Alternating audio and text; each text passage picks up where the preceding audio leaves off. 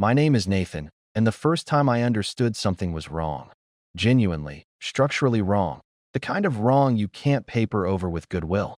I was standing in my own living room, holding a glass of red wine, laughing at something my neighbor said about his lawnmower. It was a Saturday in late September. The kind of evening Cedarville does well. The air still carrying summer's warmth, but with that first cool thread running through it. The kind that makes you pull your collar up and feel, briefly, like everything in your life is exactly where it should be. Claire had organized the party. She always organized the parties. 14 of them in the past 3 years, by my rough count. Garden parties, holiday gatherings, birthday celebrations for Lily, casual Friday night things that somehow always ended up with 20 people in our backyard. She had a gift for it, a genuine one. She could turn a Tuesday into an occasion. I was a landscape architect, 42 years old. I'd built a decent practice over 15 years, mostly residential work, the kind of projects where you spend 6 months trying to convince a client that a Japanese maple is more interesting than a Bradford pear. I liked the work. I liked the problem-solving of it. The way a garden was always a negotiation between what nature wanted and what people imagined. Claire had been an event coordinator before Lily was born, good enough at it that a boutique firm in Columbus had offered her a full-time position 2 years before our wedding. She'd turned it down. We'd never really discussed whether she regretted it. That's the detail I come back to now. We'd never really discussed it. The party was moving around me the way parties do. Conversations starting and stopping. The kitchen a warm nucleus of noise. Lily asleep upstairs with the baby monitor propped on the counter more out of habit than necessity, since she was 9 and hardly needed monitoring anymore. I remember the weight of the wine glass, the smell of the cedar chips I'd put down around the flower beds that morning, the sound of someone's laughter from the back patio. And Marcus was standing near the mantel. He'd been coming to these gatherings for almost 2 years. A freelance photographer. That's how Claire had introduced him, always in the same casual, slightly dismissive tone that I'd never once examined for what it might be hiding. He did the photos for the Whitmore wedding, remember? I mentioned him. She had mentioned him. I remembered. He was tall, a little quieter than the room tended to demand, with a camera bag he sometimes brought and sometimes didn't, and a way of making himself useful at parties, filling glasses, helping carry things from the kitchen, that I had always interpreted as good character. He was looking at the photograph on the mantel. The photograph was from our 7th wedding anniversary. Claire and I on the deck of a rental house in Michigan, her head tilted against my shoulder, both of us squinting into the sun with the particular expression of people who are genuinely happy and slightly embarrassed about it. I had always liked that photograph. Marcus was looking at it with an expression I could not immediately name. Not envy exactly. Not longing exactly.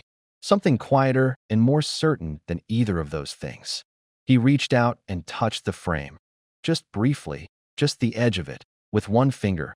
And then he looked up and found Claire across the room, and something passed between them that I did not register as anything other than 2 people catching each other's eye at a party. I turned back to my neighbor and his lawnmower. But something had moved inside me. A shift too small to call suspicion and too specific to call nothing. I filed it somewhere I didn't intend to look at again. The way you file a receipt you know you'll need, but can't quite bring yourself to organize. That was the moment, I think now, when I should have set down my wine glass, crossed the room, and asked a question I did not have the language for yet. But I was 42 years old and 11 years into a marriage I believed was fundamentally solid, and I was very good at choosing not to see the things that might require me to act on them.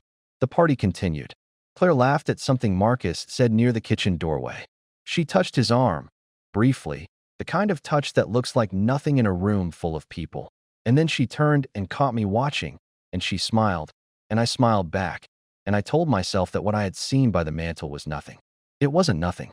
Our life in Cedarville had the texture of something well-constructed and slightly too deliberate. We lived on Birchwood Lane, in a house I had landscaped over 6 years into something that regularly made neighbors slow their cars. Claire ran Lily's school calendar with military precision, managed the household accounts with a competence I had always quietly relied on, and 3 nights a week drove 40 minutes to Columbus for what she'd been calling, for the past 18 months, a creative consulting project. A vague enough description that I'd asked about it twice, and then stopped. Partly because her answers were always technically sufficient, and partly because I did not enjoy the faint tension that seemed to arrive with the question. Conflict avoidance. That's what my brother Derek called it, in a tone that was gentle but not without edge. You're the guy who fixes the leaky pipe by putting a bucket under it, Nathan. You don't actually fix things. You manage them. He wasn't wrong. I'd known for years he wasn't wrong, knowing it hadn't changed anything. The Columbus trips were the first behavioral thing I noticed, but didn't name correctly. Claire had always been organized about her schedule. She kept it in a shared Google Calendar that I occasionally glanced at, the way you glance at a clock without really registering the time. Sometime in the spring, I noticed she'd stopped updating it with those trips. They were still happening. I knew because she'd mentioned them in passing, going to Columbus tonight. Don't wait up, but they'd disappeared from the calendar. I'd thought, on the one occasion I thought about it at all, that she'd probably switched to a personal calendar for professional reasons. I didn't ask. What I noticed more clearly, though without framework for it, was a change in how she moved through our evenings. There was an energy to her, a kind of heightened aliveness, that I'd taken initially for a positive sign. She was dressing differently, not dramatically, but in the way a person dresses when they've remembered they have taste, sharper cuts, more deliberate colors. I told her she looked good one Thursday evening in April, and she looked at me with an expression I couldn't decode, something between gratitude and discomfort, and said thank you in a voice that closed the conversation. Lily noticed things, the way children do when adults underestimate them. Mommy's been on her phone a lot, she told me one Saturday morning, completely casually, while I was making pancakes. She wasn't pointing at anything. She was 9, she was just observing. I flipped the pancake and said, yeah, she's got a busy project, and changed the subject. That detail, Lily's observation, would return to me much later with a weight it hadn't carried in the moment. A 9-year-old sees what a 42-year-old who has decided not to look will not see. I had spent years being good at the wrong things, good at keeping the peace, at not asking the hard question, at making everything look fine from the outside. Looking back, I'd call that moment in the kitchen the first real warning I received. A 9-year-old child was paying more attention to my marriage than I was. The parties continued. Marcus continued to appear at them. He and Claire had an easy way of communicating, finishing each other's sentences about logistics, agreeing quickly on small decisions about where to put tables or whether the weather would hold. I'd attributed this to professional overlap. She organized events. He photographed them. It made sense that they developed a shorthand. What I had not noticed, what I would only understand in hindsight, reconstructing the pattern with the cold precision of someone who has finally decided to look, was that Marcus never brought a camera anymore. He used to. In the early gatherings, he'd move through the backyard with his Nikon and produce, a few days later, photographs that Claire would print and put in albums. But the camera had gradually disappeared from these appearances, replaced by nothing, by just Marcus himself, present at our table, drinking our wine, comfortable in our house. I had not noticed when the camera disappeared. I had not thought to notice. There was an evening in July, a midweek dinner, just the two of us, Lily at a sleepover, where Claire sat across from me at the kitchen table and seemed, for about 30 seconds, to be on the edge of saying something significant. I remember the way her fingers worked at the stem of her wine glass. I remember the quality of her attention on me, direct and almost searching. I remember thinking she was going to tell me something about the consulting project, maybe that it was wrapping up or expanding. She said, "Do you ever think we take each other for granted?" I said, "What do you mean?" She said, "I don't know. I've just been thinking about us a lot lately." I said, "I think we're good, Claire. I think we're solid." She looked at her wine glass for a moment. Then she said, "Yeah, you're probably right." But she said it in the tone of someone who has just understood something about a conversation they'd hoped to have differently. I felt the weight of whatever she hadn't said settle between us and dissolve, and I picked up my fork and asked about Lily's school project, and we moved on. I didn't ask what she'd been thinking about. I had the answer I wanted. We're solid, and I chose to stop there. What I didn't know then, this is something she told me much later, and I've tried to hold it honestly, was what was happening in her mind that evening. I almost told him that night, she said. Not everything, but something. I'd rehearsed it 100 times. That I was disappearing inside this life. That I felt like the background of someone else's story. That I hadn't made a decision of my own in years. I wanted him to ask me. I wanted him to hear the gap between what I said and what I meant and choose to step into it. But he said, "We're solid," and that was the door closing. I don't say that to justify anything. I just, I needed him to push, and he didn't, and I told myself that was the answer. That's what she told me. I've sat with it long enough to understand that it explains, without excusing, the sequence of everything that followed. She had been disappearing inside our life, and I had not noticed because her disappearance had been comfortable for both of us. Her competence kept everything running, and I had let her competence become invisible to me. I had no idea this was what she was living with. I returned to my dinner. Sonia was Claire's closest friend. They'd known each other since college, had the kind of friendship that operates at high speed. Conversations conducted through shorthand, finished sentences, a shared language I'd never quite penetrated. Sonia came to most of our parties, worked in nonprofit fundraising, was going through an on-again, off-again situation with a man named Paul that Claire always discussed with careful loyalty and mild exasperation. At the September party, the one where I'd seen Marcus touching the photo frame, Sonia had watched me from the other side of the room at one point with an expression I couldn't read. I'd thought she was thinking about Paul. Later I would understand she was thinking about whether to say something to me, and had decided, for reasons that were her own, not to. She knew. I don't know for exactly how long she'd known.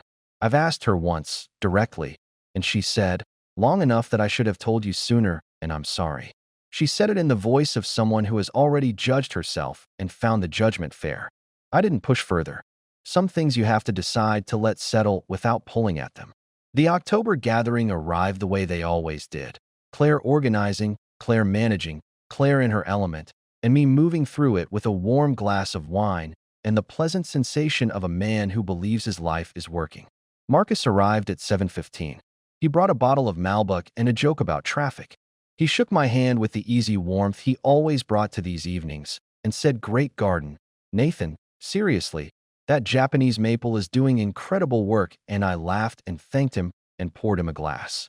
Lily came downstairs in her pajamas to say goodnight, and Marcus crouched down to her level. He always did this. I'd always liked it about him.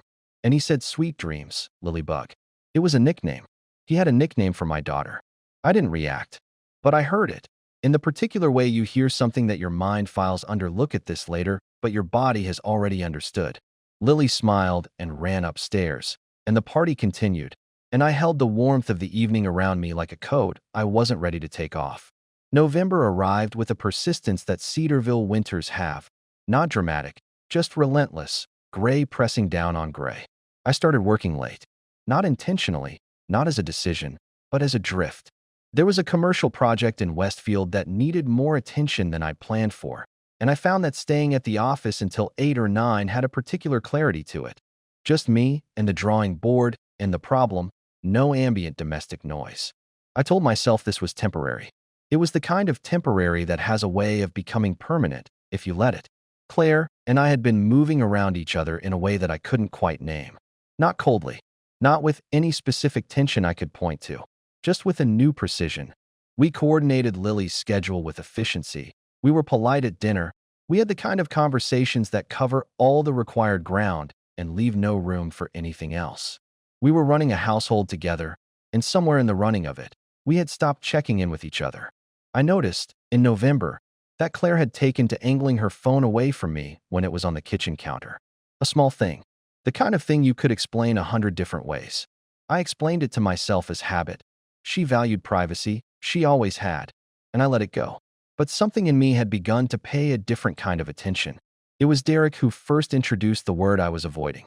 I'd driven out to his place in Granville for a Sunday afternoon in early November, the way we'd done most of our lives, and we were sitting on his back porch with coffee and the particular ease of two brothers who'd known each other long enough to not need to perform. He said, carefully, "How are things with Claire?" I said, "Good. Busy. She's got this Columbus project that takes a lot of her evenings." There was a pause. Derek had a way with pauses. He let them do the work that words were sometimes too obvious for. He said, "What's the project?" I said, "Some creative consulting thing. I'm not entirely sure of the specifics." Another pause. "You're not sure of the specifics." "She's explained it. It's vague, but she's explained it." He looked at his coffee. "And the photographer guy, Marcus? Still coming around?" Something tightened in my chest. Not because the question implied anything specific, but because Derek had said the name with a neutrality so deliberate it was the opposite of neutral. "Yeah," I said. "He's a friend of hers." Knows people in the event world. Derek nodded slowly and said nothing more. I drove home with Derek's paws sitting in the passenger seat, and I thought about the way Marcus had touched the photograph frame, and the nickname for Lily, and the missing calendar entries, and the phone angled away on the counter, and I lined them up in my mind and looked at them, genuinely looked at them for probably the first time, and felt the particular cold of a man beginning to understand something he has been successfully avoiding. I didn't say anything to Claire. Not yet. I wasn't ready to say anything to Claire, because saying something would require a confrontation, and confrontation had always been the room I found a reason not to enter. But I started paying attention. Properly this time. I looked through the household accounts, something Claire managed, something I had entirely delegated, and found, across the previous 8 months, a pattern of charges to a Visa card I recognized as the household joint card. Hotels in Columbus, 3 of them, spread across March, May, July, and September. The amounts were small enough to have been mistaken for business expenses. They'd been categorized as event venue research. Claire was the one who categorized the accounts. I sat with those 4 charges for a long time. I am not a man who becomes angry easily. I know that about myself. It's both a strength and a weakness, and which one it is depends entirely on the circumstance. That evening, sitting at my home office desk with the account statement on the screen, I didn't feel anger. I felt something more vertiginous than anger. The sensation of a landscape you've walked for years suddenly revealing that it has a cliff you've been walking parallel to the whole time. I thought, I don't know my own life. I thought, how long? I thought, is it him? And I thought, with the terrible clarity of retrospect arriving too late, the parties. All those parties. He was in my house, eating my food, drinking my wine, crouching down to talk to my daughter. I had handed him a glass and thanked him for the compliment about the Japanese maple and called him, in my mind, a decent enough person. She had put him in the center of our social life, and I had helped her do it, blindly, willingly, with my particular talent for not looking at things that might require me to act. I didn't look at Claire when she came to bed that night. I lay in the dark and I breathed carefully, and I did not say a single word. December came. I became a man I hadn't been before, methodical, quiet, purposeful in a way I'd previously reserved for design projects. I took note of dates, times, small deviations from routine. I said nothing, asked nothing, maintained the surface of our life with a smoothness that cost me more than I expected. The Columbus trips continued, twice in December. On both occasions I waited until Claire had left and then opened her laptop, which she left charging on the kitchen counter and had not yet thought to password protect against me. I felt ugly doing it. I won't pretend otherwise. There is a particular shame in investigating the person you married, a self-contamination that you can't rinse off. I did it anyway. Her email yielded nothing specific. She'd been careful, or she used another account. But her photo library was not organized with the same care as everything else in Claire's life. In the camera roll, buried between photos of Lily's school play and a series of shots she'd taken of a venue space in Columbus, I found 3 photographs. They were taken in what appeared to be a hotel room. August, based on the timestamp. Claire at a table near a window, her head turned slightly away from the camera, laughing. The light was the particular late afternoon gold of a summer ending. She looked, and this was the detail that did something irreparable inside me. She looked completely happy. Not the pleasant, organized happiness of our life on Birchwood Lane, but something rawer and less managed. The person who had taken the photographs was visible in one of them, a reflection in the window behind her, phone held up, catching himself. Marcus. I closed the laptop. I walked to the kitchen sink and turned on the cold tap and held my hands under it for a long time. The water ran over my wrists and I looked at it running, and I thought about the photograph on the mantel, the one from our 7th anniversary, Claire's head against my shoulder, both of us squinting into the sun. He had touched that frame. He had stood in my living room at 14 separate parties and touched that frame. I turned off the tap. I dried my hands. I picked Lily up from school and made dinner and helped her with her math homework and said goodnight and read her 2 pages of her current chapter book, which was about a girl who discovers a secret garden. I put the book down at a good stopping point and kissed her forehead. She smelled like shampoo and the mild sourness of childhood. I sat on the edge of her bed for a while after she fell asleep. When I came out, my face was different. I could feel it, closed in a way it hadn't been before, like a room whose windows have been shut. Claire was in the kitchen. She looked up from the counter, and her eyes moved over my face with a quick, almost involuntary search. "You okay?" she asked. "Fine," I said. "Just tired." She looked at me for 1 second too long. Then she said, "Okay," and turned back to the counter. I had the evidence I needed. The question I was living with now was not whether. I was past whether, but how.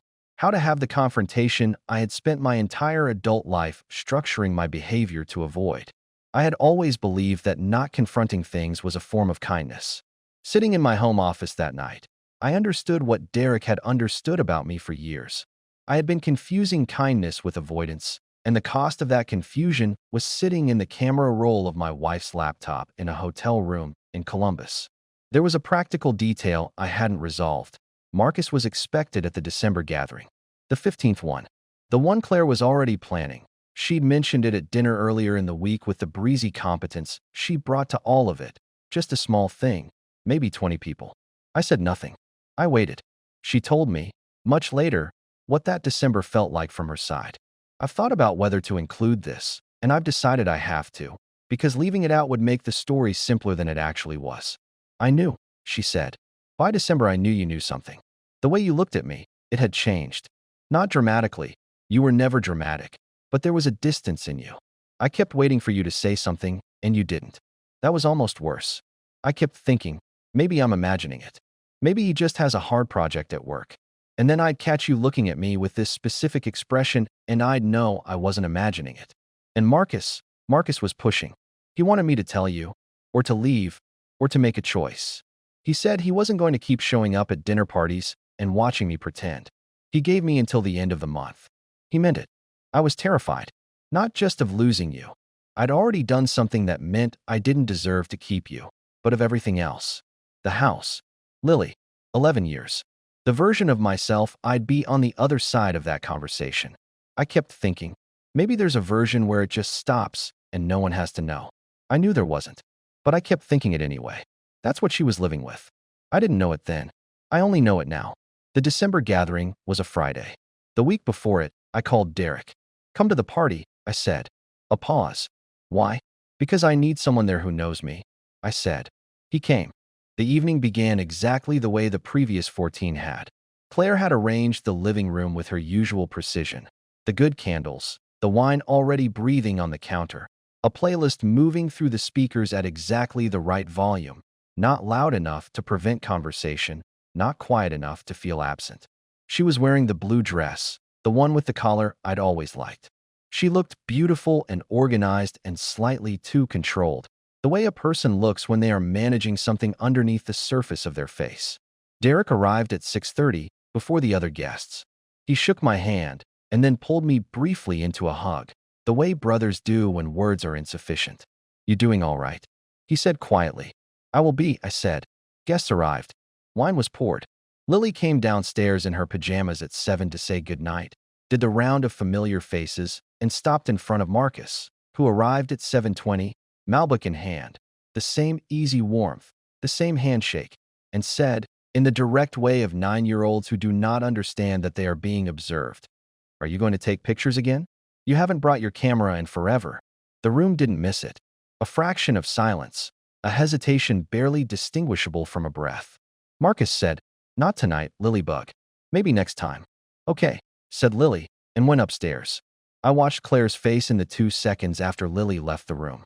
A micro-movement, something around the eyes, something in the set of her mouth, that was not quite fear, but was adjacent to it. A person who has realized the floor is slightly less solid than they had counted on. She found me watching her. She looked away. The party moved around us, a social machine, doing what social machines do, and I stood inside it with the photograph on the mantel behind me and Derek in my peripheral vision, and the absolute knowledge, settled in my body like something finally exhaled, of what the evening was going to require. At 9:45, most of the guests had moved toward the dining room. Marcus was in the kitchen doorway. Claire was beside him, and they were speaking in the low, rapid shorthand I had spent 2 years attributing to professional familiarity. I crossed the room. I said, to Marcus, calmly, "Can I talk to you for a minute?" Something happened to his face. It was slight but total, a reorganization. He said, "Of course." Actually, I said, I'd like to speak with both of you. I looked at Claire. Her expression was the expression of someone standing at the edge of something they have seen coming and hoped, anyway, would not arrive. We moved to my home office. I closed the door. The sound of the party continued on the other side of it, muffled and bright, carrying on without us. I looked at Marcus. I want you to leave my house, I said. I'm going to ask you not to come back. He didn't protest. He looked at Claire, one long, complicated look, the kind that had its own language, and then he looked back at me and said, quietly, I'm sorry, Nathan. He said it simply, without performance, and I had the uncomfortable experience of believing him. He left through the front door.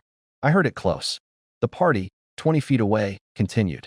Claire and I stood in my office with the desk between us and the sound of other people's laughter bleeding through the walls. She raised her hand. A single gesture, palm forward, composed and deliberate. Before you say anything, she said, I need you to let me speak.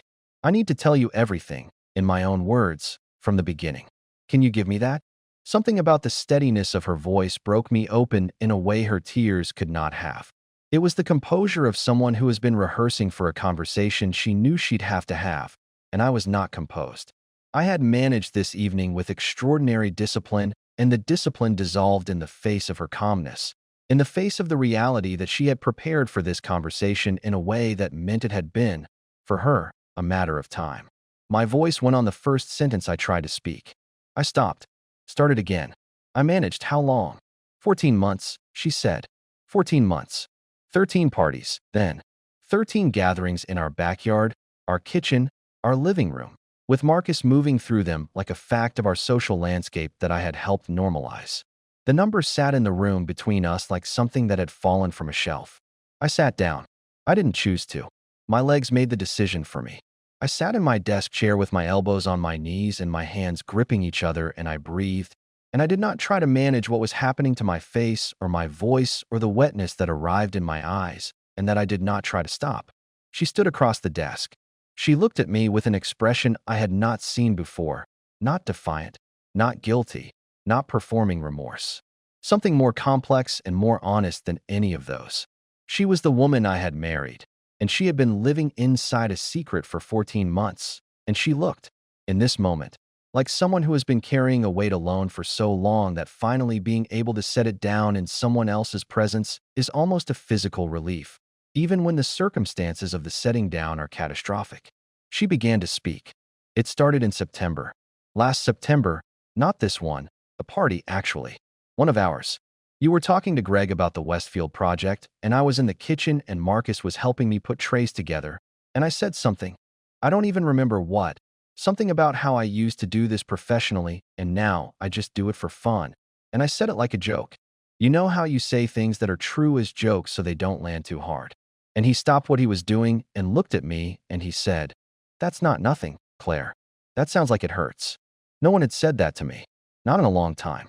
Maybe ever. I know how that sounds. I know it sounds like a line. But it didn't feel like a line. It felt like being seen. The first lie was that same night. You asked if I was okay.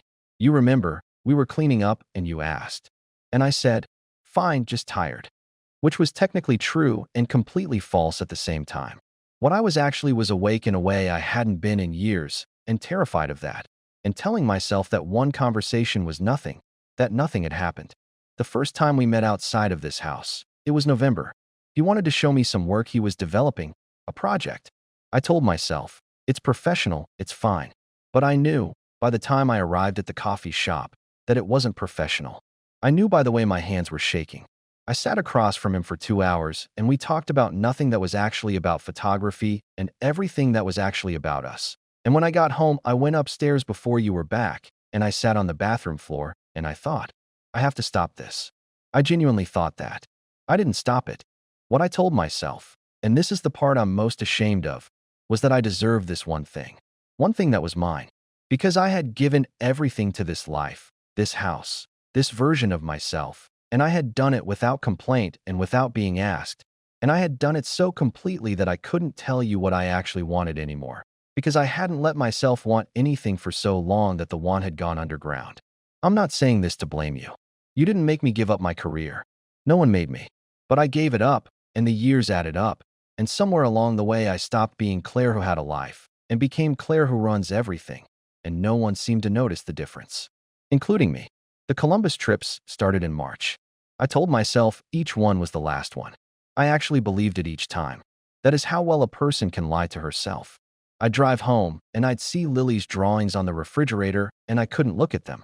I'd look anywhere except directly at those drawings, because if I looked at them, I would have to be fully in the room with what I was doing. I couldn't look at Lily's drawings for 6 months. She asked me once why I never looked at the new one she'd put up, and I said I was tired. The worst moment was in July. There was one evening where you were at the office late, and Lily was asleep, and I was sitting at the kitchen table, and I thought, I could tell him. Tonight. I could just tell him. I'd had a glass of wine, and I was exhausted from pretending, and I think part of me wanted you to know. Not for it to end cleanly or kindly, but just to have it be real. To stop living in two places at once. I almost called you. I put my phone down. I told myself you'd ask me to leave, and I wasn't ready for that. And then I told myself you'd ask me to stay and make it work, and I wasn't ready for that either. So I did nothing. I kept doing nothing until Marcus made me see that doing nothing was also a choice, just one with better optics. I am not going to ask you to forgive me tonight. I don't have the right to ask that. I needed you to know the whole of it. Not the clean version. The actual version. You deserve the actual version from the beginning, and I'm sorry it took this long. She stopped speaking. The party sounds continued through the wall. Laughter from someone, a glass setting down, the music moving into something slower. I had not moved from the desk chair. My hands were still gripping each other. I sat in the silence her words had made, and I understood, with the particular clarity that arrives only when the last possible self-deception has been removed, that she was telling me the truth. The complete, unedited, physically uncomfortable truth. And that it did not change anything. And that it changed everything. Thank you for that, I said, and meant it, in the way you mean something that costs you to say. I stood up. I walked to the door. I put my hand on the frame and stood there for a moment with my back to her. Nathan, not tonight, Claire. I can't do more of this tonight.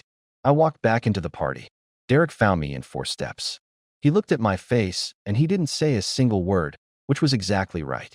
He put his hand on my shoulder, and I stood there until I could breathe normally again, with the party moving around us, and the music, and the candles Claire had lit on the mantel beside the anniversary photograph, still burning.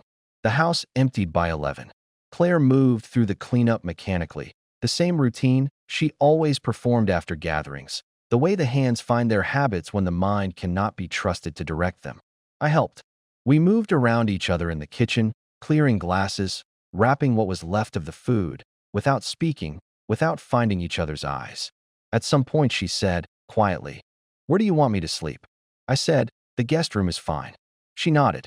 She took the extra pillow from the hall closet. She said good night to the space between us, not quite to me, and closed the guest room door. I sat in the living room in the dark for a while. The candles had burned down. The anniversary photograph was still on the mantel. I looked at it for a long time without any particular feeling, or rather, with a feeling that was too large to have a specific shape yet. I thought about the landscape of the past 14 months, which I had been walking through with complete confidence in my knowledge of the terrain, and which had been, the whole time, something else entirely. I had not been building a marriage, I thought. I had been maintaining the appearance of one and telling myself that was the same thing. I took the photograph down and put it in the hall closet, face down. Not violently, just quietly. That seemed right. In the following days, I moved through the house with a new and careful deliberateness. I called a family law attorney, a man named Garrett, recommended by Derek, precise and without false comfort. I opened a separate account. I reorganized the filing cabinet in the home office with the same methodical attention I gave to a site plan, because it was easier to move through grief when your hands had something to do. Lily knew something was wrong in the way children always do, atmospherically, before anything concrete. She watched us at breakfast with a 7-year-old's attention concentrated in a 9-year-old's body. I told her, on a Tuesday morning while Claire was in the shower, that her mom and I were going through something, and that whatever happened, both of us loved her in every direction. She asked if we were getting divorced. I said I didn't know yet, but that I would tell her the truth when I did. She said okay in the solemn way she had, and went back to her cereal. Claire made 3 attempts to have a real conversation with me in the weeks after the party. The first time I told her I needed more time. The second time I listened to what she had to say, that she'd cut off contact with Marcus, that she wanted to try, that she understood if I couldn't, but she needed me to know. And I listened with the full attention she deserved and felt, sitting with her words, no movement in myself toward what she was asking for. Nothing. Not anger, not love, not the possibility of reconstruction. Just the quiet flatness of something that had already concluded. The third time, I told her that. I hear you, I said. I believe you mean it. I believe you ended it. I believe you're genuinely sorry. And none of that changes where I am. Where are you? She asked. I'm done, Claire. Not harshly. Not with drama. Just factually, in the tone of something already completed.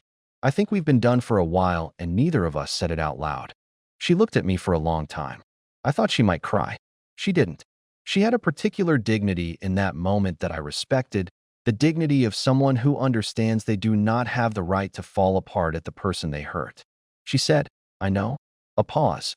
Then, I think I've known that for a long time too. We sat with that for a moment, the shared knowledge of something already finished, hanging in the air between us like the last note of a song. She moved out in February. The house on Birchwood Lane stayed with me. We agreed on it without fighting, which felt like a mercy. Lily would spend weekdays with me and weekends with Claire, who'd taken a rental in town, close enough that none of Lily's routines had to break. I'd been honest with Garrett from the start.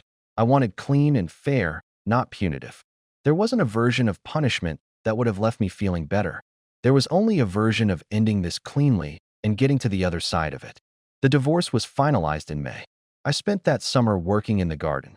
The irony of a landscape architect needing a garden to rebuild himself was not lost on me. I replaced the flower beds. I put in a new path. The Japanese maple Marcus had complimented was, objectively, thriving, which required me to decide not to have feelings about that. Sonia called me in June, 3 weeks after the finalization. She said she was sorry she hadn't told me. I said I understood. I said, would it have changed anything? She said, probably not. That's not why I'm apologizing. I'm apologizing because you deserve to know from someone who cared about you both. I told her that was a fair thing to say. We talked for an hour. She was honest and specific about her regrets, and I believed her. And by the end of the conversation, something that had been tense in me about Sonia had released. Derek came for a Sunday in June, and we sat on the back porch the way we always had, with coffee. He didn't say I told you so, because Derek had never once, in our entire lives, needed to say I told you so. He was there, which was the thing he was best at. How are you, actually? He said. I thought about it. Lighter, I said, which surprised me as I said it, but was true. The heaviness, I understood, had not been entirely the grief of what I'd lost. Some of it had been the weight of not looking. The sustained effort of a man who has built conflict avoidance into the architecture of his life, who has managed around every hard thing for so long that he cannot remember what it felt like to walk straight toward something. I was still learning how to do that. I was better at it than I had been. In August, Lily brought me a drawing she'd made at her mother's, a house with a garden, a stick figure with dark hair that was presumably me, a Japanese maple in the corner. She'd drawn it in careful colored pencil, the maple orange-red the way they go in autumn. It's for the mantel, she said, the spot where the picture was. I put it up that evening. It looked right there, in the space where the anniversary photograph had been.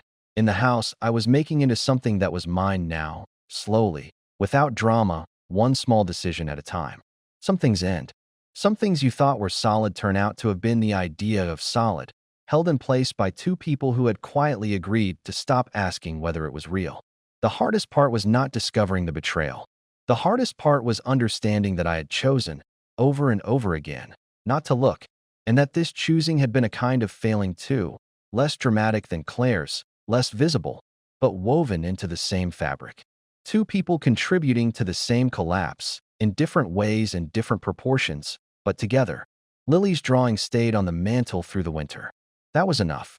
For 14 months, a man walked through his own home and shook hands with the person who was dismantling his marriage, refilled his glass, complimented his garden, and crouched down to use a nickname with his daughter. The most painful detail in this story is not the hotel photographs or the calendar entries or even the 14 parties. It is that nickname, Lilybug. That is the detail that cuts the deepest, because it reveals the true extent of the integration, not just Claire's affair with Marcus, but Marcus's partial incorporation into the domestic life Nathan had built, right down to the child's bedroom goodnight. What this story illustrates about self-deception is not a simple lesson about ignoring red flags. Nathan noticed nearly every signal: the angled phone, the missing camera, the calendar gaps, the 1 second too long look, and filed each one in a category labeled nothing serious. What he practiced was not blindness, but managed avoidance. The active, ongoing decision to not follow the thread, dressed up as the passive state of not noticing. There is a meaningful difference between the two, and it matters because avoidance is a choice, and choices have consequences. Claire's betrayal has its own complicated architecture. She is not, the story makes clear, simply a selfish person who wanted more excitement. She is a woman who had made a significant sacrifice early in the marriage: her career, her independent identity, and had then spent years watching that sacrifice become invisible, unremarked upon, absorbed into the fabric of domestic efficiency. Her unmet need was not romance or passion in the conventional sense. It was the need to be seen in her own right, to be someone with wants and an inner life that mattered. Marcus offered that. The fact that he offered it exploitatively, that he gave her what she needed in order to get what he wanted, doesn't fully excuse her choices, but it does explain the lock that his key opened. What the story ultimately reveals about the two of them together is the particular danger of a functional marriage. Nathan and Claire were competent partners. They ran a good household. They raised a child well. They had the right conversations on the surface and let the deeper ones slide, year after year, because the surface was holding and neither of them wanted to pay the cost of looking underneath it. It is possible to be, simultaneously, a good parent and a bad partner. It is possible to communicate efficiently about everything except the things that matter most.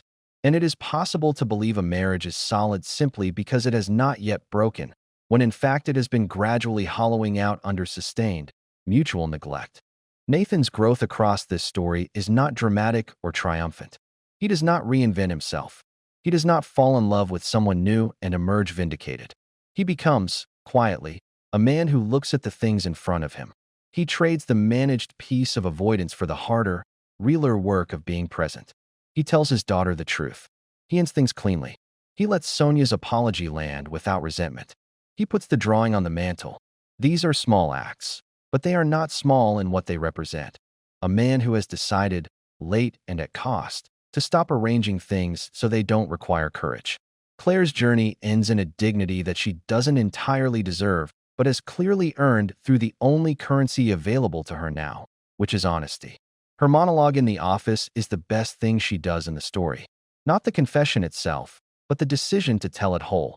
The bathroom floor, the refrigerator drawings, the phone she almost picked up in July. She could have offered a cleaner version. She offered the real one. That is its own form of integrity, arriving much later than it should have. The marriage was not destroyed by a single decision. It was eroded by thousands of small ones. Each conversation not quite had, each question not quite asked, each discomfort smoothed over rather than addressed. The affair was the final form of a much longer failure. By the time Marcus touched the photograph frame at the 14th party, the marriage had already been quietly ending for years. Neither of them had been willing to say so. What stays with me, thinking about Nathan and Claire, is this: the parties. All 15 of them. The care Claire put into every detail, the candles, the wine, the music, while the secret ran beneath it all. There is something devastating about a person who is most fully alive as a host, who creates warmth and welcome for everyone in the room, including the man she's betraying her husband with. It makes you wonder how many of us have been to a party like that and never known it. The real question the story leaves behind isn't about Claire's choices or Nathan's avoidance. It's simpler and harder than either of those. How well do we actually know the person we share a life with? Not their schedule, not their preferences, not the surface of their daily existence, but the specific ache they carry that they have decided not to name out loud. We are all capable of loving someone and still failing to see them. That might be the most uncomfortable truth this story has to offer.